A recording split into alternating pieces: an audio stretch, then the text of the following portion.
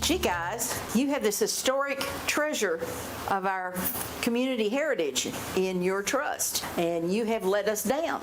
You have not maintained the Terry Mansion on 7th Street. That was 3 years ago when Kathy Wells with the Coalition of Little Rock Neighborhoods sounding the alarms about neglect at the historic Terry Mansion. Now, after a years-long battle between the city and the heirs to that mansion, there's a resolution.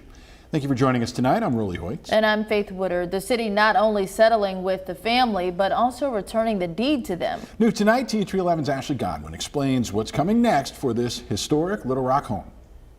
The attorney tells me the family is happy with the resolution of the settlement as they decide what will happen next to the historic Terry house. It's one of the finest examples of the neo-Greek architecture in the state.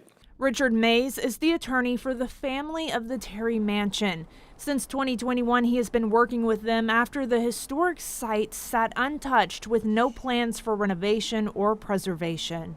Water has intruded, and while it hasn't affected the stability of the house so much, it has affected a lot of the interior walls and the wood on the outside and so forth. The history of the building is one of a kind. It was constructed in the 1830s, where it became a home for different prominent families and even a school for girls. It was also used as a meeting spot for women who were fighting for integration of schools in 1958.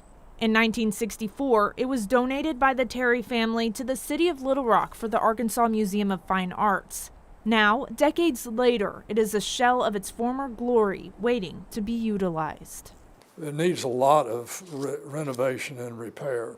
As a part of the settlement, the city of Little Rock will pay out $795,000 along with giving the deed back to the heirs of the property. That money will go back to the renovation of the property as the family figures out what happens next. Our architect and our construction company that we hired as experts tell us that that will be adequate, in their opinion, to take care of the problems with which the house is faced. In Little Rock, Ashley Godwin, THV 11 News.